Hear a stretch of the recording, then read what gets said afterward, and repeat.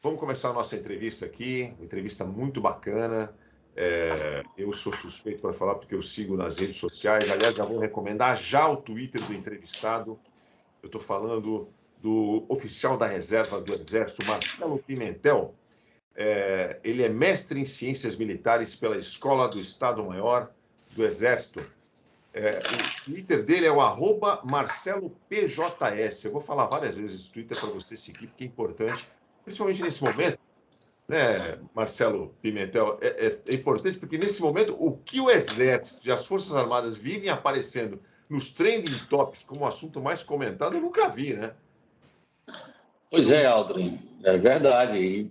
Eu não gostaria nem de estar aqui, mas eu me sinto na obrigação de aceitar o convite para o debate para poder ajudar, contribuir para aqueles que não conhecem os militares, que tratam como se fosse uma grande floresta verde, todas as árvores são iguais, para dizer quais são os espécimes, quais são as finalidades de cada um, os papéis que desempenham nessa recidiva, né, desse protagonismo político das cúpulas hierárquicas das Forças Armadas. Está participando com a gente também o seu xará, o jornalista lá de Fortaleza, Marcelo Rego. O Marcelo não gosta que eu fale isso, mas ele é amigo do Ciro Gomes. Eu não sei que pergunta que ele vai fazer para o senhor aí, viu, Marcelo Pimentel? Mas, enfim, jornalista é assim mesmo. Eu queria só começar aqui, nesse exato momento que a gente está gravando essa entrevista, está acontecendo a reunião que o presidente Bolsonaro marcou mais de 40 embaixadores e ele convocou o ministro da Defesa, general Paulo Sérgio Nogueira, general Braga Neto, ou seja, a alta cúpula das Forças Armadas também está lá, existem outros nomes, eu não sei todos, mas estão lá, participando dessa reunião. Mais de 50 embaixadores estrangeiros que vivem no Brasil foram convidados a participar.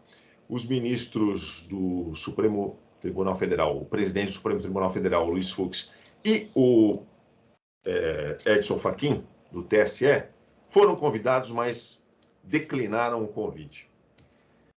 O que está acontecendo? Só para ver se eu entendi, eu não sei se eu sou meio burro, viu, Marcelo Pimentel? Mas, se eu entendi direito, é o presidente chamando os embaixadores do mundo para ouvir ele dizer que o nosso sistema eleitoral não funciona. Isso não é o presidente atacando a democracia? E o que as Forças Armadas estão fazendo nessa reunião? Marcelo Pimentel, me explica. Bom, Aldrin, tem que perguntar a eles, né, em primeiro lugar, o que é que eles estão fazendo na reunião. Mas vamos lá. Eu abordo essa questão desse protagonismo político, não na área de defesa, que seria próprio, seria normal, mas em todas as áreas de políticas públicas, das cúpulas hierárquicas. O que são cúpulas hierárquicas? Generais e coronéis, os topos da carreira, aqueles que dão exemplo, que são as referências. Eu reputo como impróprio, eu reputo como anacrônico, como indevido, porque muitas vezes esse protagonismo se expressa ao arrepio da lei. A lei, por exemplo, 6.880, que regula a nossa ética militar, né? E então é mais uma expressão desse protagonismo que nós estamos assistindo hoje à tarde. Agora, quais são as árvores dessa floresta? General Paulo Sérgio, ministro da Defesa, turma de Amã, 1980. General Braga Neto, ex-ministro da Defesa, ex-chefe do Estado-Maior do Exército, quando na ativa foi exercer o cargo de ministro da Casa Civil. Turma de Amã, Cavalaria, 1978. Capitão Bolsonaro, de artilharia, inclusive a minha arma. Turma de Amã, 1977. Então, nós temos aí um oficial, um aspira, né? Conhecido, né? Aspira é aquela brincadeira que a gente faz com aspirante, que é o recém-saído da AMAN, né? Um aspira de 77 e um aspira de 80, que é o general Paulo Sérgio, que conviveram na AMAN. O aspira de 77, Bolsonaro, era o veterano, quarto ano, quando ingressava no primeiro ano o general Paulo Sérgio. Do mesmo jeito que tem generais mais modernos do que o aspira Bolsonaro, existem os mais antigos.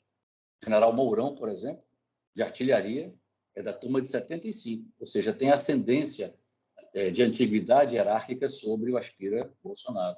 E como o general Mourão praticamente toda a geração imediatamente anterior e imediatamente posterior ao ano de 77, de formação da AMAN, está ou esteve até outro dia no governo. Né? Então, feitas essas considerações, lembrando que o capitão Bolsonaro é capitão do Exército, é militar, como eu estou na reserva, ele está na situação de reforma, né, porque já atingiu a idade máxima do posto, é mais uma demonstração de várias coisas, né, dentro desse protagonismo. Primeiro, de um papel antagonista dessas figuras, dessas árvores que eu identifiquei na floresta, em relação ao Estado democrático de direito, né, ao sistema eleitoral que fundamenta o Estado democrático de direito, sob uma alegação que pode parecer ao senso comum como legítima, que é a preocupação com a lisura do sistema eleitoral, que é a base do Estado democrático de direito. Mas que, para ser legítima, precisa, por exemplo, de provas. É preciso levantar as deficiências, né? Na teoria do risco, uma deficiência mais uma ameaça é uma vulnerabilidade. Então, se esses personagens identificaram deficiências no sistema eleitoral, já que foram convidados, pasmem, pelo TSE para participar disso, é preciso apresentar as ameaças e apresentar, então, as vulnerabilidades do sistema, para que seja, para que esse diálogo, para que esse debate tenha vez. E não deve ser feito uma lavagem de roupa suja fora de casa. Eu tive a oportunidade de exercer por 2 anos um cargo de diplomacia militar, ou seja, fui adido militar junto à Embaixada Brasileira no exterior e consigo aquilatar a importância simbólica de convocar de um presidente, ou seja, de um chefe de Estado, convocar representantes de outros chefes de Estado para a reunião em que ele vai lançar dúvidas genéricas sobre o sistema eleitoral. Porque se provas houvesse, essas provas deveriam ser encaminhadas para a autoridade de direito, ou autoridade eleitoral, ou mesmo autoridade policial, para investigar essas situações. Então, eu lamento porque todas essas manifestações acabam parecendo à sociedade que é da floresta inteira, das Forças Armadas. Eu sou integrante das Forças Armadas, meus parentes e conhecidos também são, mas por questões hierárquicas, do valor do exemplo dessas cúpulas hierárquicas, estão recebendo uma conta que é deles, exclusivamente deles. E que você, Marcelo, e o jornalismo em geral, de qualquer dimensão, tem que cobrar deles, exatamente deles. Mas eu estou aqui no debate para dizer quem são eles e o que significam essas posições em termos de uma estrutura militarizada como é a das Forças Armadas, que tem que ser, né? Como disse o Pazuello, o general Pazuello, da turma de AMAN 84, eu sou da turma AMAN 87, um manda e o outro obedece. É simples assim. Então, se estamos preocupados com o que vai ser o Exército daqui a 20, 30 anos, nós devemos estar mais preocupados ainda com o que são as cúpulas hierárquicas do Exército hoje. Marcelo Rego, manda a sua aí. Coronel, nas suas entrevistas, o senhor sempre reitera, né? O senhor diz que estão destruindo, né, a muralha que a sua geração construiu entre as Forças Armadas e o governo, entre o militar e a política, né? E o senhor atribui isso a essa geração, que o senhor cita entre 70 e 80, essa geração da AMAN que o senhor estava se referindo aí. Qual o risco, então, dessa muralha ter sido, vamos dizer assim, derrubada ou destruída, nas suas palavras, nesse momento que o Brasil vive agora, com eleições e tudo? Eu uso essa expressão da muralha no sentido absolutamente figurado, né, como uma metáfora. Na verdade, a muralha, né, ou seja, essa separação, esse movimento de afastamento que foi empreendido desde 85 entre o ethos militar, né, com as suas características, e o ethos político, que tem as suas características, teve a participação de várias lideranças, inclusive militares, inclusive essa geração que hoje conhecemos por nome e sobrenome, esses generais e coronéis, participaram da construção dessa muralha, que é uma obra social importante para qualquer democracia liberal. Né? Estou falando de democracias liberais. Né? Existe essa separação natural, essa distinção dos etos. Não há uma comunicação entre eles de forma absoluta, nem relativa, nem deve haver. Porque o risco, se essa muralha for quebrada ou, digamos, danificada, podemos voltar a épocas históricas que, para a nossa geração, eu tenho 55 anos, vocês devem ser de uma geração imediatamente após a minha, e a minha geração, a sua geração e os mais jovens não experimentaram, que é um estado de instabilidade política causado pelo estado de indisciplina crônico dentro dos quartéis. Como os quartéis hoje não são iguais aos daquela época, que eram de pedra e cal, né? E não se sabia o que acontecia naqueles quartéis, as ligações e até conspirações que aconteciam a par dele, hoje os quartéis são virtuais. Né? Os quartéis acompanham o militar quando ele vai para casa descansar e tal. Ele continua no grupo de Zap, nas mídias sociais.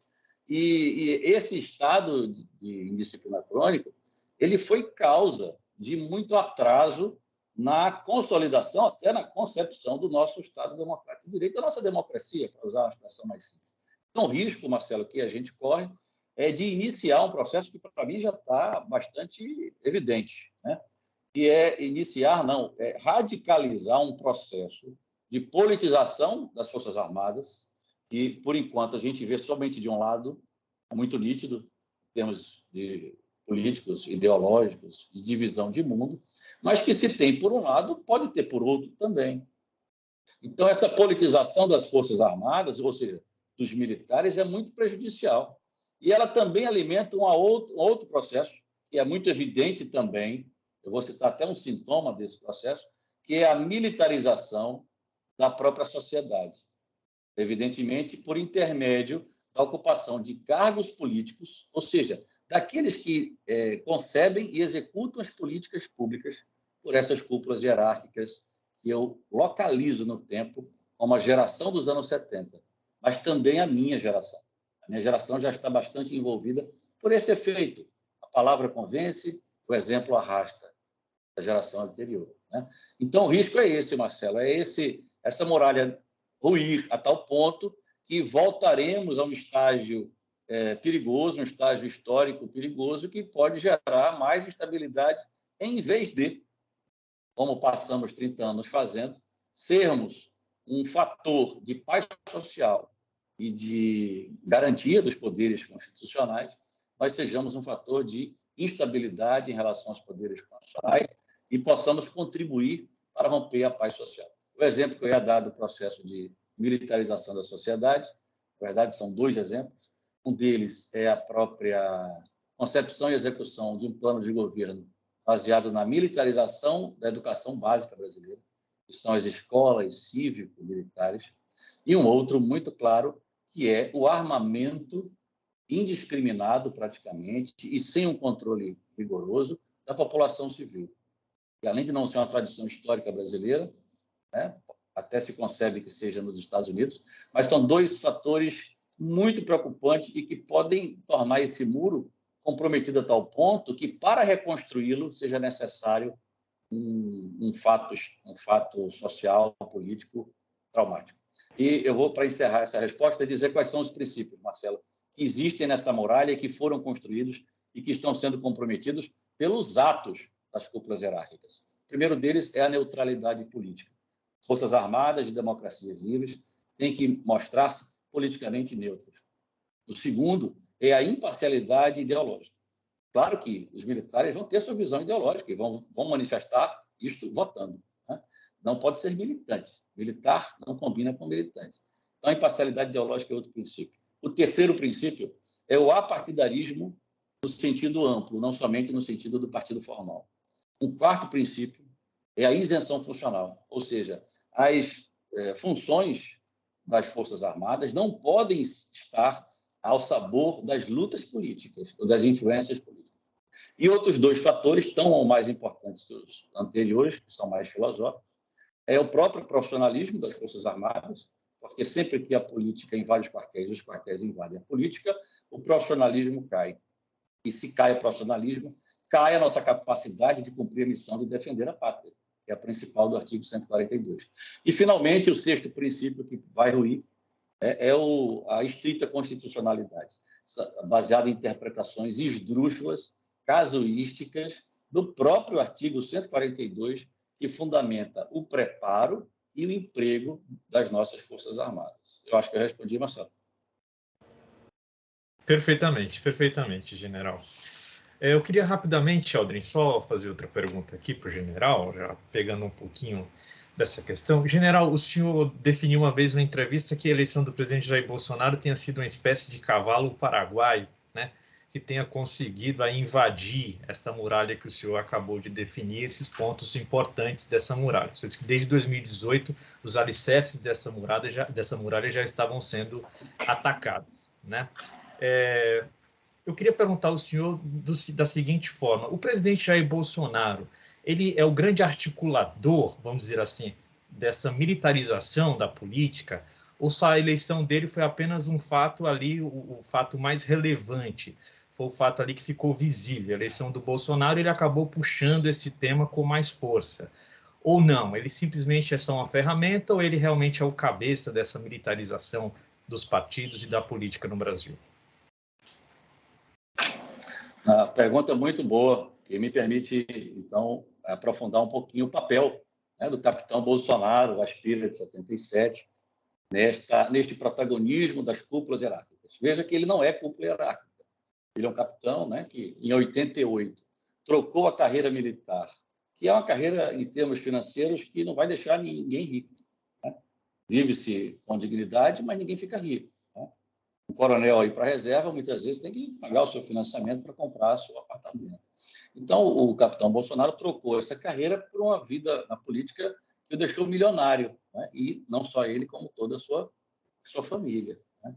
Então, o papel do capitão Bolsonaro nisso, e é evidente que eu vou aqui simplificar, correndo o risco de sofrer críticas, que eu sempre acho que é muito bem-vinda a crítica, né, sobre essa questão. O papel dele, evidentemente, é central no ressurgimento desse protagonismo, desse fenômeno sócio-histórico, né, que nos acompanha desde 1822, com maior destaque a partir do final da Guerra do Paraguai. Já que você falou cavalo paraguaio, né, não uso essa expressão, cavalo paraguaio, eu uso o cavalo de Troia. Mas, então, desde o fim da Guerra do Paraguai, esse fenômeno apareceu na história do Brasil. Faltou a República Velha. Há poucos dias comemoramos o 5 de julho, nos lembramos do fato histórico do 5 de julho, o primeiro, né, que houve dois, o 5 de julho de 1922, a primeira manifestação do novo tenentismo, ou do segundo tenentismo, né, os 18 do Forte. Então, o Bolsonaro, nesse projeto, ele é central, evidente. Ele também é catalisador, né, ou seja, ele acelerou esse protagonismo, ele deu as condições, as ferramentas para que as cúpulas hierárquicas da sua geração chegassem montadas no cavalo de Troia. Não é nem dentro do cavalo de Troia, como os gregos fizeram com os troianos. Só não viu que não quis, né? Generais, até o alto comando do Exército, tweets do general Vilas Boas, e manifestações diversas, uso do brado da Brigada Paraquedista, Brasil acima de tudo, como slogan eleitoral registrado, né? O comportamento dos militares em geral. Então, chegaram montados no cavalo de Troia. Então, Bolsonaro é importante, sim, nesse projeto. Eu não descarto a importância dele. Muitas vezes, eu, reiteradamente, observo os generais e coronéis, porque Bolsonaro já está hiper-observado pelas análises. E este é o papel dele. Então, ele foi o cavalo de Troia a partir do momento em que as cúpulas hierárquicas organizaram a ocupação de cabeça, tronco, membros, entranhas e alma da máquina pública governamental do Estado, não só do governo. Então, ele passou a ser o espantalho, aquele para o qual todas as atenções são atraídas, né? Todas, e exatamente em áreas que chamam muita atenção: educação, cultura, né? Em que os artistas se mobilizam, a imprensa se mobiliza. Então, ele vem cumprindo esse papel de espantalho. E, em algum momento, em 2020, por ocasião da pandemia, por condições que a gente até podia, se tivesse mais tempo, aprofundar, ele voltou a ser aquele estorvo, ou o inimigo público número 1 da democracia, ou o golpista em potencial, que ele era ao longo da sua carreira militar nos anos 80. Por isso que não é difícil para ele encenar este papel, porque é só que realmente não estava no Brasil acompanhando as coisas, não sabia que Bolsonaro era exatamente ou parecido com este personagem, esta figura política que ele encarna, né? Mas hoje essa exacerbação do golpismo tem uma finalidade, Marcelo. A finalidade que vem sendo construída hoje é mais um tijolinho, agora em repercussão internacional, a construção da narrativa dominante. Essa expressão narrativa dominante está nos nossos manuais militares de estratégia, de operações de informação, operações psicológicas. Criar uma narrativa dominante de modo a ser útil para a conquista do meu objetivo, por intermédio do controle das percepções da opinião pública. Se você conversa com qualquer pessoa esclarecida que acompanha o noticiário, do senso comum, nós estamos esperando um golpe, né?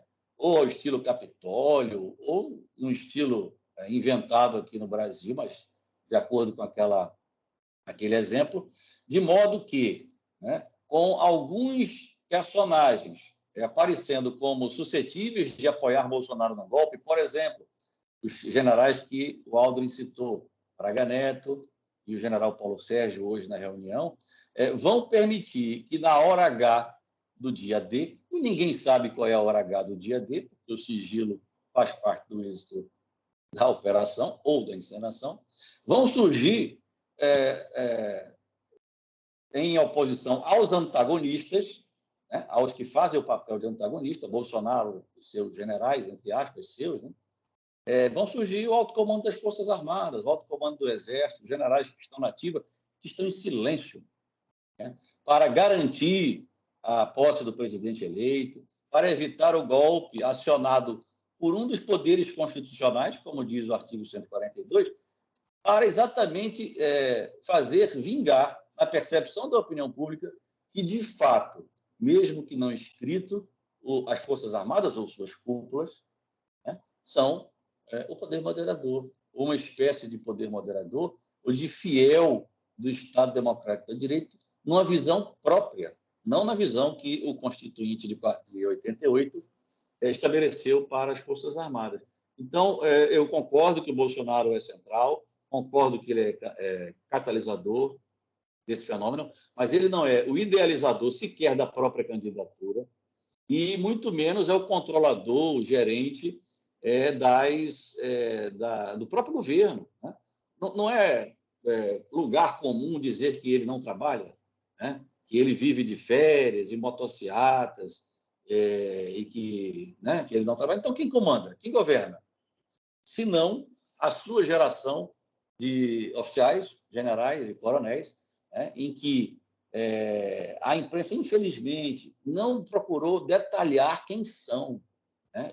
Em que lugar estão. São números genéricos, 3 mil, 6 mil, 12 mil, mas não interessa o número, interessa saber quem são, quais as relações que têm em termos militares e políticos, e em que cargos ocupam, tanto no governo quanto nas de toda a ordem, de todo gênero, que negociam com o governo.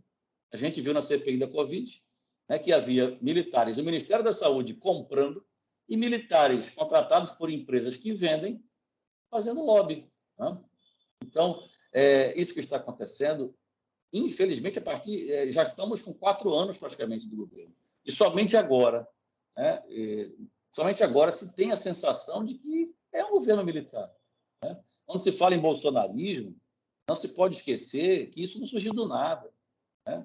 O bolsonarismo, na verdade, é a manifestação mais visível e proposital desse protagonismo, né, que eu tento aprofundar e analisar, de modo que não se tenha a ideia de que isto se confunde com as Forças Armadas.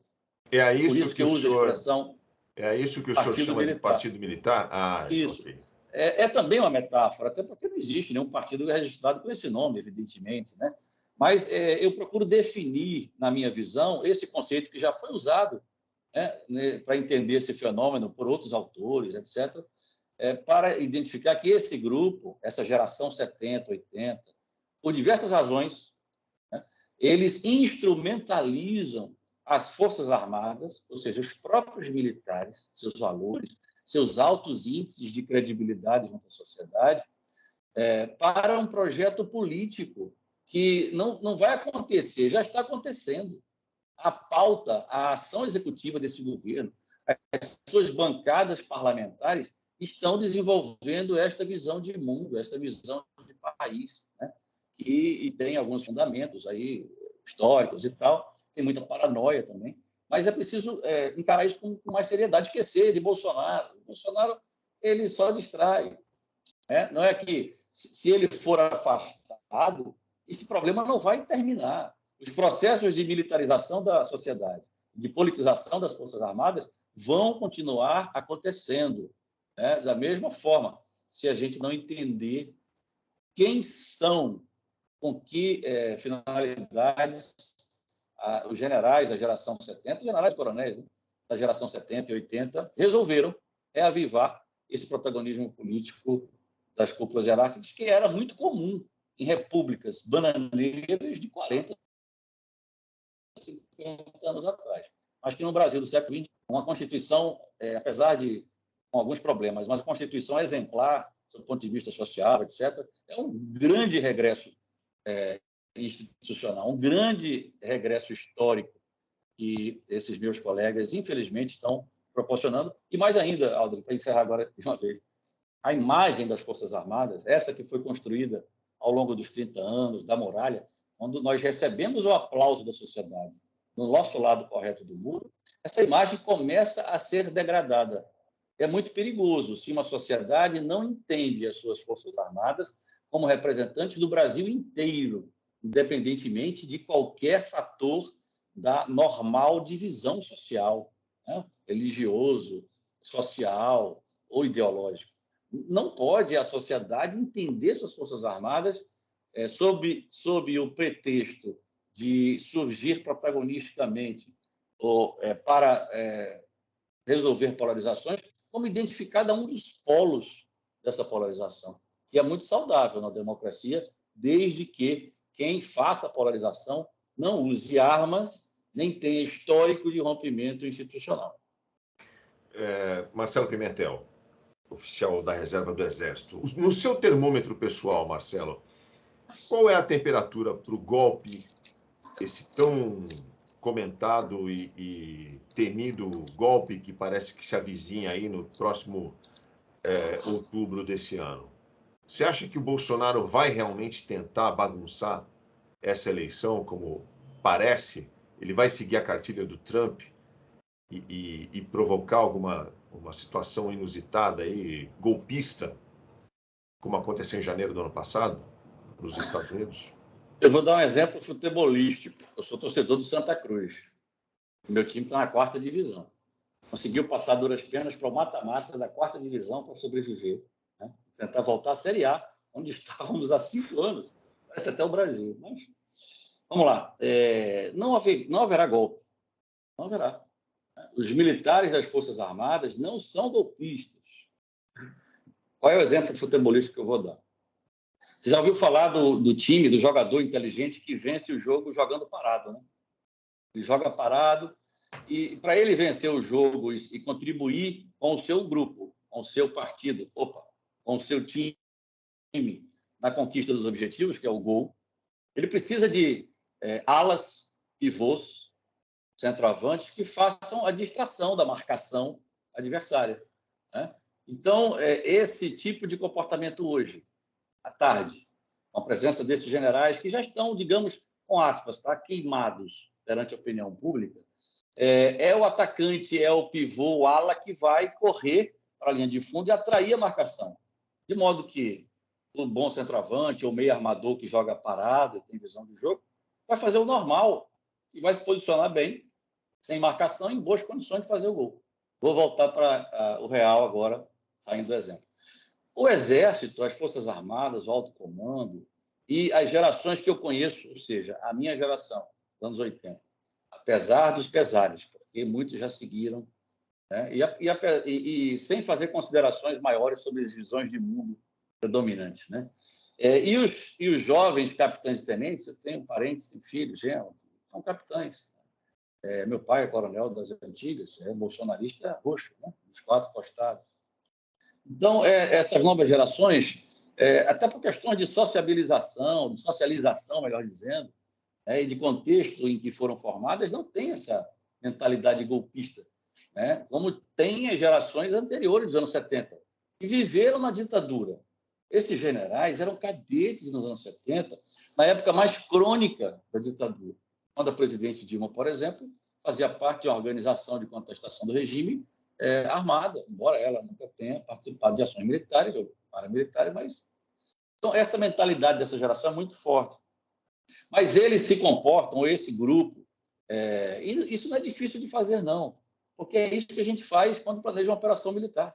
A gente ilude o adversário sobre as nossas intenções, fazendo ele crer que queremos uma determinada coisa, quando, na verdade, nós estamos planejando para executar outra coisa, no momento mais oportuno e não no momento que ele acha que nós vamos. É isso. O Exército está jogando parado. Por quê?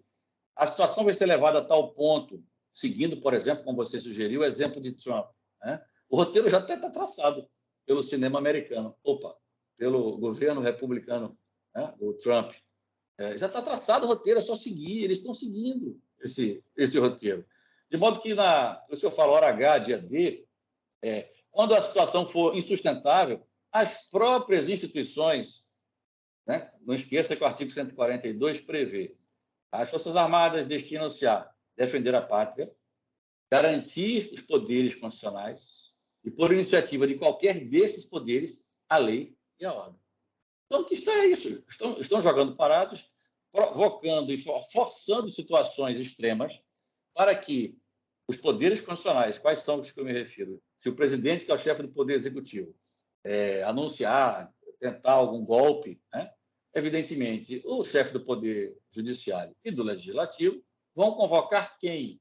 A última ratio regis, a última razão do Estado, do rei, para intervir? As Forças Armadas. E aí vai se vender, vai se ter a impressão de que essas Forças Armadas agora são realmente diferentes dessa. Então, preciso que o próximo presidente, cuja eleição vai ser garantida, e a posse, né, por esse alto comando, né, que está jogando parado, de alguma forma deva essa estabilidade a este alto comando.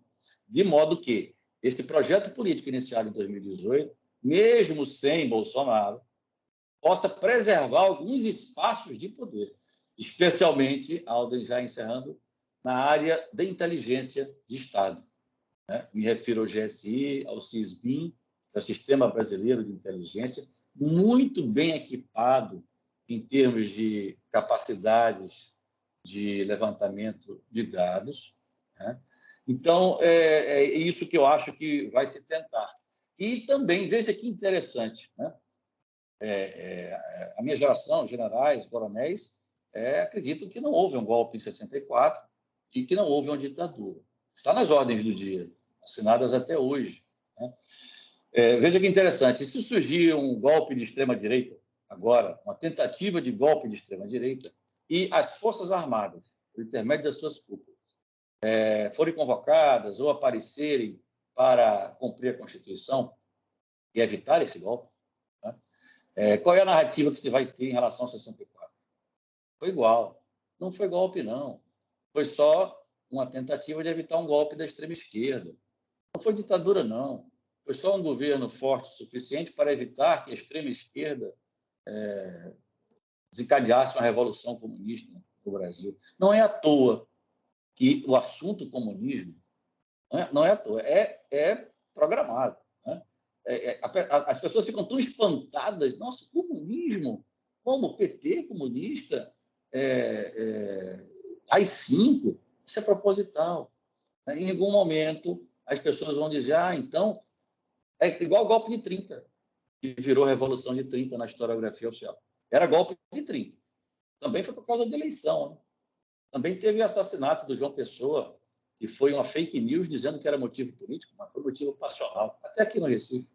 Eu estava numa padaria quando foi assassinado.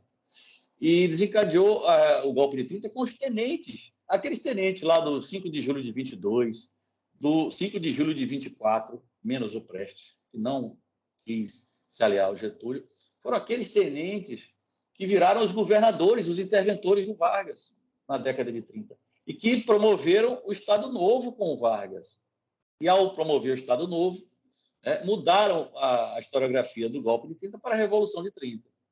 Então, se pretende também, é mais um objetivo dessa narrativa. Já que não tem extrema-direita no Brasil, eu preciso criar uma.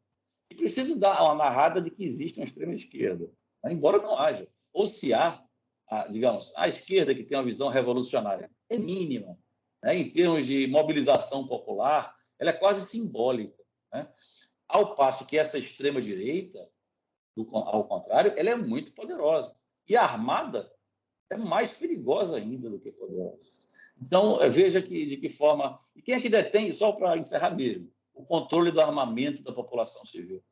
Quem é que detém, por força de lei? É o Exército Brasileiro, que é encarregado de fiscalizar produtos controlados. Qual foi a notícia que se espalhou semana passada? Que o Exército, veja que interessante, né? Que o Exército não tinha conhecimento dos calibres nem das quantidades do armamento nas mãos dos colecionadores, atiradores e caçadores, né?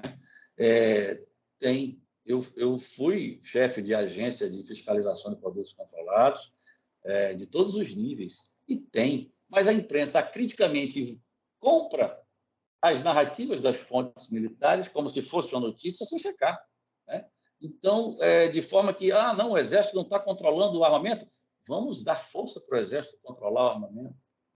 O Exército é responsável pela morte tem alguma responsabilidade pela morte do Bruno e do Dom lá na Amazônia, porque está preocupado com urna e não com a fronteira, mas não é missão das Forças Armadas repressão ao crime transnacional, é da Polícia Federal. Então, a cobrança das Forças Armadas advém deste protagonismo. Falando mal ou falando bem, elas vão adquirindo, né? As Forças Armadas, não é o Partido Militar, vão adquirindo protagonismo. E graças a esse protagonismo, essas cúpulas hierárquicas se aproveitam para, ou o centro de votos de bolsonaristas radicais se eleger, um general Pazuello, um general Mourão, dizendo que é conservador, e não sei o quê, vai se eleger, né? Na proporcional dessa qualquer. Ou mesmo simbolizando algumas dissidências falsas, como, por exemplo, o general Santos Cruz, né? E general Rego Barros, que era o porta-voz do presidente da República, mesmo na ativa, tem coluna no UOL, né, criticando o Bolsonaro. Não, que isso. Todo colega da geração 80 e 70 sabia exatamente que o capitão Bolsonaro daria o presidente Bolsonaro. Se disse para alguém do seu círculo votar em Bolsonaro, votou em Bolsonaro, participou do seu governo, como esses dois que eu falei, general Santos Cruz e general Rego Barros, não tem autoridade lógica, ética e moral e política para dizer-se hoje surpreso, arrependido. Nem arrependidos são, né? Porque se disseram surpresos, não dá para engolir isso, mas o jornalismo está engolindo as narrativas dominantes do Partido Militar. É incrível essa conversa, né, Marcelo Rego? Muito bom, é muito importante isso tudo que o senhor está dizendo para a gente, viu, Marcelo Pimentel? Você tem tempo para mais duas perguntas? Eu sei que você está com um prazo, a gente está 47 minutos tudo conversando. Bem. Até uma hora dá para começar. Então tá bom. Eu queria só perguntar, que é um assunto muito quente, o papel do general Paulo Sérgio Nogueira, ministro da Defesa, propôs aí no final de semana, na quinta, sexta-feira, uma apuração paralela, uma eleição paralela, insistindo na narrativa de que o sistema eleitoral brasileiro não é confiável, que as urnas são violáveis, enfim, aquela história toda. Como é que o senhor vê isso e seus contatos nas forças. Qual é a impressão que se tem disso, desse tipo de declaração? Bom, primeiro, eu não tenho contato na força. Hoje eu sou um pária, né? Hoje eu sou um pária mesmo, um pária indiano, digamos assim. Desde que em 2018, na reserva, o oficial da ativa não deve se manifestar politicamente, eu critiquei no meu âmbito social, da minha turma, de 87 da MAN, que hoje é general de divisão, os que restaram, os 11 que restaram, essa militância, essa aderência a uma candidatura, seja qual fosse. No caso era o Bolsonaro, né? Então, desde então, se degradou minha relação com a turma, exatamente mostrando isso, Marcelo. A muralha, né? A política passou a alterar até as regras de camaradagem, né? Porque eu passei, quando eu me referia a golpe ou a ditadura, chegavam colegas a ligar para minha casa para me criticar, porque eu usava essa expressão. Ora, é o fim da picada, né? Mas então não tenho esses contatos todos, infelizmente, né? E nem busco tê-los, porque o meu papel aqui me imbuir é absolutamente pessoal. Eu não posso liderar nenhuma ação, é ilegal, né? Não posso assinar nada reivindicatório. Militares não podem se reunir, mesmo na inatividade, para manifestações políticas, né? Isso que acontece, que a gente vê acontecer em clube militar, isso é ilegal. Me espanta que as autoridades militares nada fazem. E o Ministério Público Militar, que a Constituição criou para fiscalizar o cumprimento da lei no âmbito militar, não faça nada, né? Militares, generais, utilizando a sua designação hierárquica na inatividade para fazer política, ou quando ocupam um cargo civil. Isso está na Lei 6.680 de 1980, o ano que o general Paulo Sérgio, aí eu vou falar dele, se formou na AMAN. O general Figueiredo sancionou a lei, que é o Estatuto dos Militares, promulgada no Congresso Nacional, aliás, aprovada no Congresso Nacional, impedindo que o militar use general, coronel, cabo, sargento, para favorecimento pessoal na inatividade, ou quando ocupa cargo civil, ou situação político-partidária, né? E, então, é muito constrangedor até para mim ter que falar que companheiros ou não conhecem o Estatuto, e parece que não. Eu fui dizer isso para o meu pai, que é coronel da reserva, tem 90 anos. Né? Ele se espantou. Tem essa proibição? Eu falei, tem. Né? Eu vou mandar para os meus colegas. Não preciso. Se o general Paulo Sérgio, que é da turma de AMAN 80, era do mesmo ano da lei, ele sabe que não pode ter esse tipo de conduta. Ele não pode usar general Paulo Sérgio, não, em ações políticas. O ministro da Defesa é um cargo político. Né? Então, veja, essa manifestação de auditabilidade de urna, como eu falei no início, não tem substância. Apuração paralela, contagem, um vota eletronicamente e o mesmo vota na cédula depois. Né? Não, mas aí é o funcionário que vai fazer. São observações, mas veja, se você abrir os jornais agora, você vai ver lá, Bolsonaro induz o general Paulo Sérgio a atacar o sistema eleitoral. Não. O próprio inquérito da Polícia Federal, que apurou uma live do presidente do ano passado, acho que é setembro, agosto, né, naquela época do golpe que não houve, né, em que ele apresentava vídeos ao lado do coronel Eduardo, que conheço bem, que é da área de inteligência e é assessor lá do general Ramos. Né? O inquérito, se você ler o relatório, você vai ver quem trouxe esse assunto para dentro do Planalto foi o general Ramos, a AMAN 1979, que era o secretário de governo, ministro da Segovia. Na ativa, Aldrin, nem na ditadura, generais da ativa exerciam funções com esse nível de envolvimento político. É o camarada do orçamento secreto, que negociou a eleição do Lira, Arthur Lira, e do Rogério Pacheco para presidente das casas parlamentares, fazendo a negociação. Se quiser chamar de toma lá da cá, não vejo nenhum sentido pejorativo nisso. Né? Eu quero a eleição desses, quero o apoio do Centrão. O Centrão quer espaço no governo. Beleza, combinado. Foi feito isso com o general na ativa.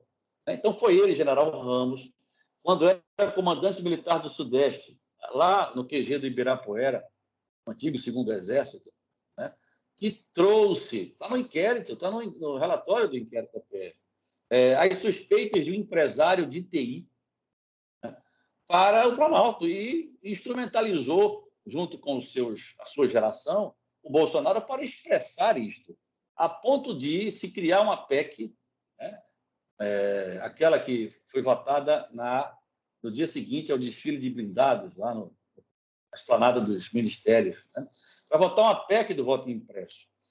Então, não é Bolsonaro que instrumentaliza os generais, são os generais que usam o Bolsonaro como esse espantalho, como esse porta-voz, e o fusível queimado. Porque se queimar esse fusível, né, do governo, né, a conta vai toda para o bolsonarismo, para os bolsonaristas, para o Bolsonaro, e livra as árvores que criaram essa floresta das suas responsabilidades, que são individuais e são muito sérias.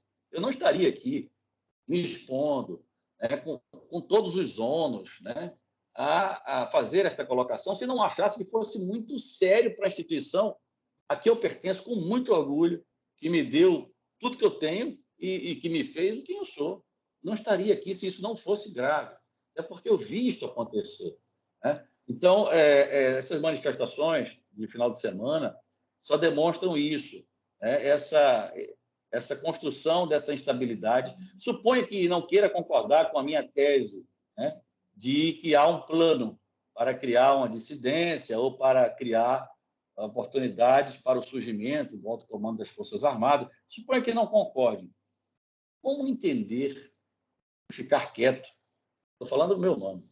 Que milhares de companheiros, colegas com quem eu servi, de quem fui subordinado ou de quem comandei, participe de um governo que faça isto, por intermédio de um capitão do Exército, que vai associando, na percepção popular, a imagem do Exército à sua conduta política pessoal. Porque participar de um governo é um ato político, mesmo que seja num cargo administrativo ou técnico, principalmente se o cargo é em comissão, se o cargo é de confiança. Então, quando eu, general, coronel, o Marcelo me promoveu a general, eu sou coronel na inatividade. E, aliás, faço uma ressalva porque eu não devo usar. Eu estou usando só para explicar a colocação do Marcelo. Não devo usar a minha designação hierárquica no debate político, ainda que eu esteja fazendo em nível acadêmico ou no sentido amplo, né? Então, é preciso que se entenda que, mesmo que não concordem comigo com essa tese do plano de manutenção do poder, etc., sem Bolsonaro, como entender pacificamente militares das cúpulas hierárquicas do Exército? Eu falo do Exército, porque é a instituição que pertenço e serve de referência para as demais, né? Tenho esse comportamento político, né, de estar participando ou de ter participado, mesmo conhecendo a figura há 30, 40 anos, dependendo da geração, que faz esse tipo de coisa, que gera essa estabilidade, né, que administrou a pandemia de uma forma desastrosa. A militarização do Ministério da Saúde foi um absurdo, feito por militares na ativa, comandados por um general da ativa que depois voltou ativo. Quer dizer, já estava na ativa. Depois voltou aos quadros, ao cargo militar. E cometeu atos de indisciplina e não foi punido por este mesmo general Paulo Sérgio, né, que decretou 100 anos de sigilo no processo disciplinar do general Pazuello. Aldo, para concluir, eu tenho 41 anos de exército, né? Nasci num hospital militar. Eu tenho 41 anos de exército, 38 na ativa. Jamais fui punido, jamais respondi a um processo disciplinar, administrativo disciplinar por pares. Exerci as funções mais importantes ou mais relevantes na carreira de um oficial de artilharia. Comandei a unidade da minha arma, fui representante do Brasil no exterior, exerci cargo de Estado-Maior, assessoria de alto nível, fiz os cursos militares que construíram a minha cultura militar, etc. Tive a oportunidade de fazer um curso de Direito, estou cursando atualmente Ciências Sociais, né? Então, é muito difícil você ver isto que está acontecendo, e não ficar minimamente incomodado com a transferência dessa imagem do governo para a imagem das Forças Armadas, para a minha imagem, para a imagem do sargento, do soldado, do cabo. E é por isso que eu estou aqui. Mesmo com tudo isso, todas as ressalvas, eu sempre faço questão de dizer que a lei ampara a minha manifestação política, como a de qualquer oficial na atividade, qualquer militar na atividade, né? A Lei 7.524, 86, depois da ditadura, né? A se expressar livremente sobre assunto político, ideológico, independentemente do regulamento, que eu faço isso não em função das carreiras militares dos meus colegas ou das suas vidas privadas, inatacável, e carreiras militares brilhantes, mas em função das suas ações políticas. E que faço isso porque tenho contrariedade intelectual com isso que eu expliquei. Eu sofri 3 processos disciplinares na reserva desde 2019. 2 deles, além de serem os primeiros da minha vida de 41 anos como militar, redundaram em punições. Então, ver um general na ativa, subindo no palanque e se dirigindo politicamente a um público com repercussão internacional, contrariando vivamente o que está no regulamento disciplinar do Exército para o militar da ativa. E, além de não ser punido, ter decretado o sigilo de cenas, é um fato muito grave. O meu processo disciplinar está à disposição, né? Alguns jornalistas já entraram em contato comigo, eu digo, procure o Exército, peça, eu libero, né? Eu fui punido porque disse que o general porta-voz do presidente, na ativa, não foi eu que o nomeei, não devia ter sido nomeado, disse que ele mentia quando chamava o golpe de 64, ditadura, de revolução democrática de 31 de março. Eu estava me referindo à história, à mentira histórica. Então, excluíram a lei para me punir. A outra, por dizer que o Exército estava se bolsonarizando. Não está, não? Se as cúpulas hierárquicas do Exército participam do governo Bolsonaro, não está se bolsonarizando por intermédio das suas cúpulas. Eu fui punido por isto, por ofender o Exército, que eu defendo com unhas e dentes, exatamente do seu uso político. Então, isso tudo, é claro que o que me moveu não foram as punições a fazer o debate, que eu já fazia antes, né? O que demonstra essas punições é que, infelizmente, Marcelo, olhando aqui porque a sua janelinha está aparecendo aqui em cima, aquela muralha que a gente construiu, a minha geração, a anterior, e que as gerações seguintes teriam que manter bem firme, ela está absolutamente danificada. Se a gente não entender isto, seja lá qual for o resultado eleitoral de 22, o risco de isso se agravar, né? E já que o Aldo falou que você estava aí em Fortaleza, né? Parece que é simpatizante do Ciro Gomes, eu vou fazer aqui uma colocação política. Eu votei, não sei, talvez fosse uma brincadeira, eu votei em 2018, no primeiro turno, no Ciro Gomes, né? E no segundo turno, exatamente porque eu já previa, e não era bola de cristal, não, estava a conhecer a figura, né? Já previa que poderia acontecer isto que está acontecendo agora. Eu votei pela primeira vez nas minhas votações e tal, no Fernando Haddad.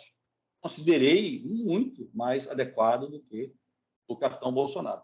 Se você vir, ou se você visse as manifestações que eu recebi de companheiros, colegas, na ativa, inclusive generais, né, comandantes de tropa, dirigidas à minha pessoa, pela mera declaração do meu voto. Eu não fiz campanha, não militei, eu simplesmente declarei o meu voto, tanto no primeiro turno quanto no segundo turno.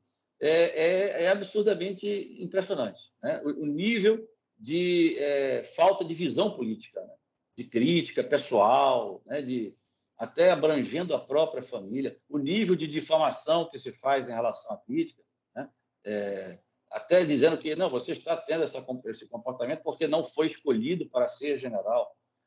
Por esse princípio, todo coronel, né, não pode participar do debate público, porque todo coronel não foi escolhido para ser promovido a general, ou os que foram teriam a visão política. Não tem nada a ver, né? Nada a ver com isso. Isso não ser escolhido faz parte. Mas o nível de difamação é tão grande que pessoas que não me conhecem, militares ou civis, vêm com esse tipo de informação de você está fazendo isso por... Não, né? Isso que está acontecendo é muito feio. Isso envergonha a história recente do Exército Brasileiro. E eu não consigo ficar calado. Sinceramente, eu não posso deixar passar e assistir à deterioração da imagem do Exército sem contribuir com o debate público, a tentativa de restaurar, né? Não haverá golpe. O golpe é o golpe, né? O golpe é essa história do golpe, se quiser chamar de golpe. Que bom que você não consegue ficar calado, Marcelo Pimentel. Que bom que você tem essa coragem de falar tudo isso que você fala. Você tem noção do quanto você é um personagem raro, né, nesse contexto que a gente está vivendo hoje.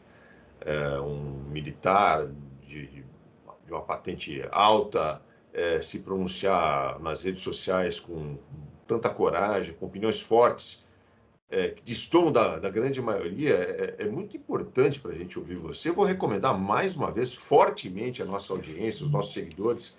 Tem muita gente inteligente que segue o programa, para seguir lá o seu perfil, no Twitter, principalmente, né? Eu não sei se você tem Instagram, eu acho que não tem, né? Tem, mas eu não me dei bem com ele, não uso muito bem, não. Você está presente ali no Twitter, causando bastante. É o @MarceloPJS, P de pato, Mas, JS. Aldrin, me permite só uma observação? Pois essa manifestação de rede social e tal, ela é suplementar, né? Eu já tive a oportunidade de, num livro, capítulo de um livro, escrever sucintamente a minha análise sobre esse fenômeno que eu, em rápidas pinceladas, tracei aqui em alguns artigos aí, jornal, que foram publicados na Folha de São Paulo, em outras revistas. Então, sim, também claro. É interessante. É que lá no seu perfil as pessoas vão encontrar tudo, né? Você está sempre compartilhando o seu conteúdo. De vez em quando eu reitero, porque às vezes as pessoas me acompanham, não conhecem, né? E aí é bom, porque no Twitter você não consegue explicar tudo, né? Sim, claro. E aí certeza. Pode falhar algum contexto, mas é importante que outros acadêmicos, jornalistas, e eu começo a notar que tem aparecido, se dedicassem a isso, até para ter uma outra visão, para criticar, né, essa visão que eu tenho. Mas é preciso se debruçar sobre o assunto, né? Não deixar passar, não, que Bolsonaro não vai ser eleito, ele foi construído para ser descartável, né? Nem na ditadura o general passou de 4 anos, o último foi Figueiredo com 6, porque mudou a lei, e não vai ser agora que o militar vai virar caudilho, né? Não será agora. Sensacional. Você gostou, Marcelo Rego?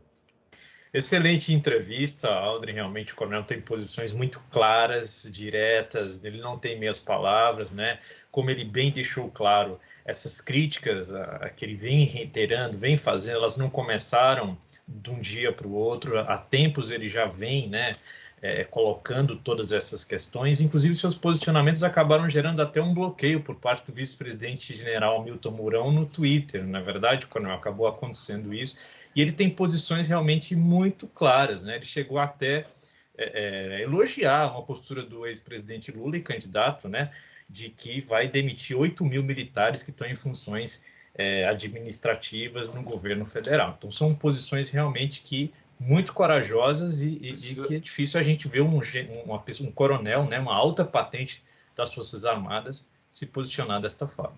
O Lula precisa ganhar a eleição primeiro, né?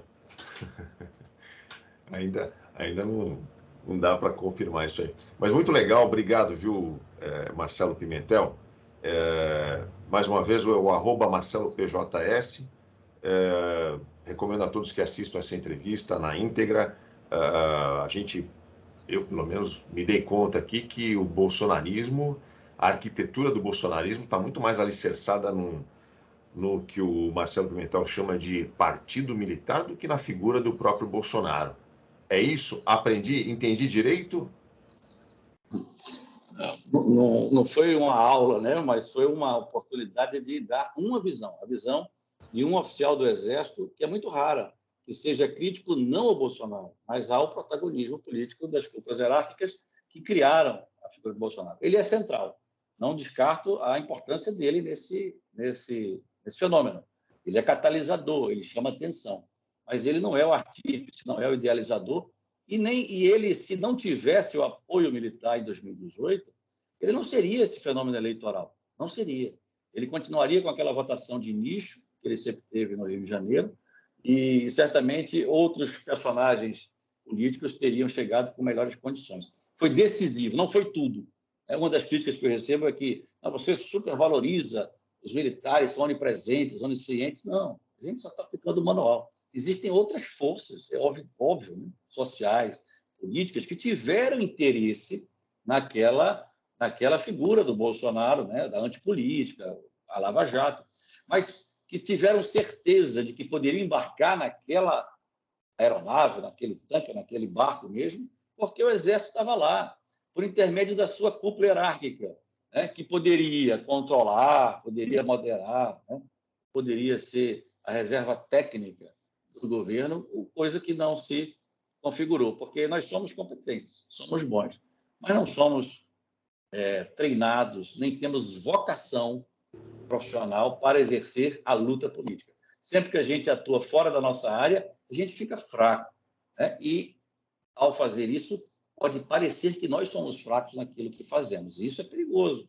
Afinal, o Brasil é um país de muitas observações estrangeiras e não é bom que o estrangeiro pense que a nossa capacidade militar se assemelha, por exemplo, à capacidade com que nossos militares da cúpula hierárquica conduziram este governo.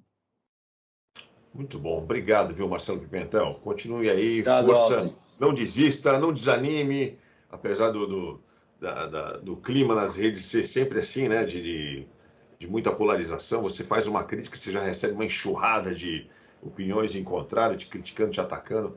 Mas não desanima não, porque é muito importante você se manifestar, se posicionar dessa forma sempre. Obrigado, viu, mais uma vez pelo seu tempo. Valeu, um abraço, Marcelo, prazer. Tchau, Aldrin. Vou saindo. Muito obrigado.